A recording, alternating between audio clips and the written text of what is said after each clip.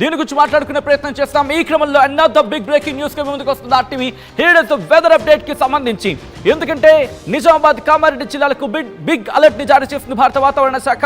మరో 2 గంటల్లో కుండపోత వర్షం కురవబోతుందా ప్రస్తుతం దీనికి సంబంధించి చర్చ జరుగుతుంటోంది. ఆ రిపోర్ట్ ని మీరు చూస్తున్నారు, మీరు చూడొచ్చు. ఒక్కసారి ఇక్కడ మీరు చూస్తే రెడ్ అలర్ట్ ఉంది. కామారెడ్డికి extremely heavy rainfall at isolated places అంటూ కూడా భారత వాతావరణ శాఖ చెప్పుకొచ్చింది. ఒకసారి ఈ రిపోర్ట్ మీరు చూస్తున్నారు. కామారెడ్డికి సంబంధించి ఎక్స్ట్రీమ్లీ హెవీ రెయిన్ఫాల్ అంటూ కూడా భారత వాతావరణ శాఖ చెప్పుకొచ్చింది. ఇదిగోండి మీరు చూడొచ్చు. కామారెడ్డికి సంబంధించి extremely heavy rainfall at isolated places, కొన్ని ప్రాంతాల్లో భారీ వర్షం పడే అవకాశం ఉందంటూ భారత వాతావరణ శాఖ ఇప్పటికీ హెచ్చరికలు జారీ చేస్తుంది. రెడ్ అలర్ట్ ని జారీ చేస్తుంది. ఇక్కడ మీరు చూడొచ్చు ఎక్స్ట్రీమ్లీ హెవీ రెయిన్ఫాల్ అంటూ చెప్పుకొచ్చిన సందర్భం. ఇక్కడ నుంచి కాస్త ముందుకు వెళ్లే ప్రయత్నం చేద్దాం. కరీంనగర్కి కూడా ఆరెంజ్ అలర్ట్ ఉంది. మిగిలిన ప్రాంతాలకి కొమరం ఆసిఫాబాద్ కూడా ఆరెంజ్ అలర్ట్, మహబూబాబాద్ కి ఆరెంజ్ అలర్ట్ ఉంది. ఒక్కసారి రిపోర్ట్ ని చెప్పే ప్రయత్నం చేస్తున్నాను. ఇప్పటికీ ఇటు తెలంగాణకు భారత వాతావరణ శాఖ ఆరెంజ్ అలర్ట్తో పాటు కొన్ని ప్రాంతాలకు రెడ్ అలర్ట్ కూడా జారీ చేస్తుంది. కరీంనగర్కి రెడ్ అలర్ట్ ని జారీ చేస్తుంది. దాంతోపాటు ఇటు నిజామాబాద్కి సంబంధించి కూడా సబ్జెక్ట్ ద కరెక్షన్, నిజామాబాద్కి సంబంధించి కూడా ఆల్రెడీ అలర్ట్ ఉంది. మెదక్తో పాటు ములుగు, నిర్మల్, నిజామాబాద్, ఇదిగో నిజామాబాద్ కూడా ఎక్స్ట్రీమ్లీ హెవీ రెయిన్ఫాల్ అంటూ కూడా ఐసోలేటెడ్ ప్లేసెస్ అంటూ కూడా ఇటు రెడ్ అలర్ట్ ని జారీ చేస్తుంది. పెద్దపల్లికు ఆరెంజ్ అలర్ట్, రాజన్న సిరిసిల్లకు ఆరెంజ్ అలర్ట్ ఉంది. సంగారెడ్డికి సంబంధించి కూడా ఆరెంజ్ అలర్ట్ ఉందంటే అర్థం చేసుకోవచ్చు. ఇక్కడ మీరు చూడొచ్చు నిజామాబాద్కి extremely heavy rainfall at isolated places, కొన్ని ప్రాంతాల్లో భారీ వర్షం పడే అవకాశం ఉందంటూ భారత వాతావరణ శాఖ చెప్పుకొచ్చింది. కొద్దిసేపటి క్రితం ఈ అలర్ట్స్ ని జారీ చేస్తుంది. ఈ నేపథ్యంలో ఎటువంటి పరిస్థితులు ఉన్నాయి, ఇటు నిజామాబాద్ అలాగే మెదక్కి సంబంధించినటువంటి సిచ్యువేషన్ తెలుసుకునే ప్రయత్నం చేద్దాం.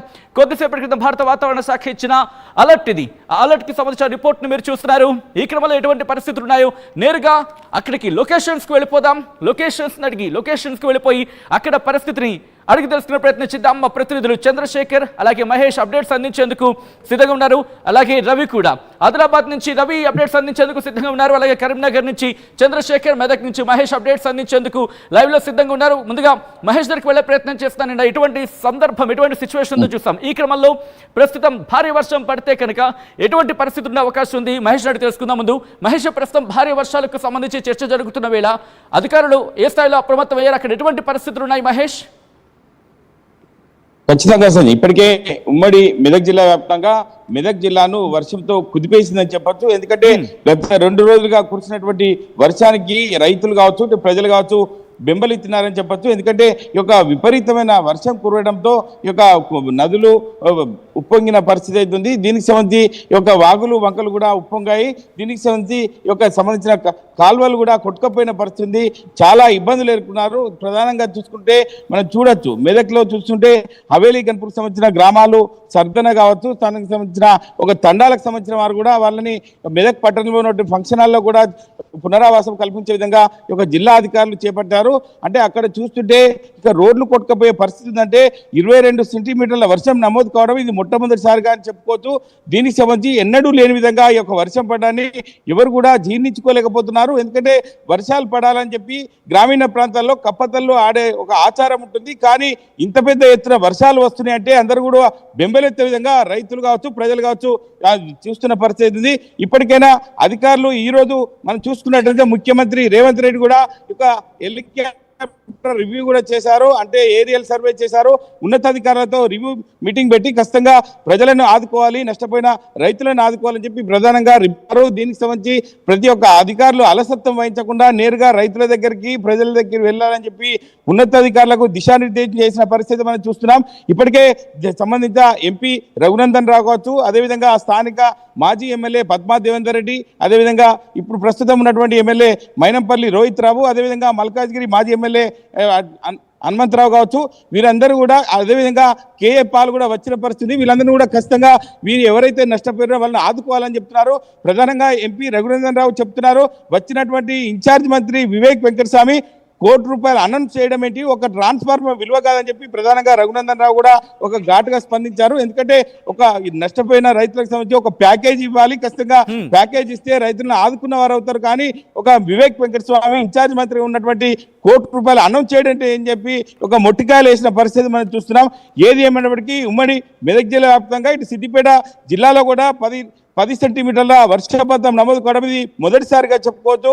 అన్ని ఏరియాలు కూడా జలదీపంలో ఇటు సిద్దిపేట జిల్లా కావచ్చు, మెదక్ జిల్లాకు సంబంధించి కూడా జలదీపంలో అంటే ప్రజలు ఉన్నారు. అంటే ఇప్పటికైనా వర్షం ఈ రోజు వరుడు కరుణించాడు. ఈ రాత్రి సమయంలో మళ్ళీ వర్షం వస్తే ప్రజలు అయోమయం అయ్యే పరిస్థితి ఉంది. మహేష్ ఇప్పటికే అలర్ట్ ని జారీ చేస్తుంది భారత వాతావరణ శాఖ. మెదక్కి ఆరెంజ్ అలర్ట్ ఇచ్చింది. మళ్ళీ మీ దగ్గరికి వచ్చే ప్రయత్నం చేస్తాను. భారీ నుంచి అతి భారీ వర్షాలు ఉంటాయంటూ కొద్దిసేపటి క్రితం ఇటు భారత వాతావరణ శాఖ ఇచ్చిన రిపోర్ట్లో మెన్షన్ చేస్తుంది. ఈ క్రమంలో ఒక్కసారి మీరు లైన్లో ఉండే ప్రయత్నం చేయండి. ఒకవేళ భారీ వర్షాలు నమోదైతే ఎటువంటి పరిస్థితులు ఉంటాయి, ఏ ముంపు ప్రాంతాలు ఉన్నాయి, అక్కడ ఎటువంటి సహాయక చర్యలకు దిగడం జరుగుతుంది, డీటెయిల్ మాట్లాడుకునే ప్రయత్నం చేద్దాం. నెక్స్ట్ నేను కరీంనగర్ వెళ్ళే ప్రయత్నం చేస్తాను. కరీంనగర్ నుంచి అప్డేట్స్ అందించేందుకు మా ప్రతినిధి చంద్రశేఖర్ లైవ్ లో సిద్ధంగా ఉన్నారు. చంద్రశేఖర్, కరీంనగర్ కి సంబంధించి కూడా ఇటు ఆరెంజ్ అలర్ట్ జారీ చేస్తుంది. ఆ తర్వాత ఆదిలాబాద్ వెళ్ళే ప్రయత్నం చేద్దాం. ఆదిలాబాద్ కావచ్చు, ఆ డౌన్ అంటే నిజామాబాద్ వరకు కూడా అక్కడ కూడా కొన్ని అలర్ట్స్ ఉన్నాయి. మరి ముఖ్యంగా నిజామాబాద్, కామారెడ్డి రెడ్ అలర్ట్ ఉంది. Remember red alert. లాస్ట్ లో దాని గురించి మాట్లాడుకునే ప్రయత్నం చేయబోతున్నాం. ఒకసారి కరీంనగర్ వెళ్ళబోతున్నాను. కరీంనగర్ కి ఆరెంజ్ అలర్ట్ జారీ చేస్తుంది భారత వాతావరణ శాఖ. రేపు ఉదయం 8:30 వరకు కూడా ఈ ఆరెంజ్ అలర్ట్ కంటిన్యూ కాబోతోంది.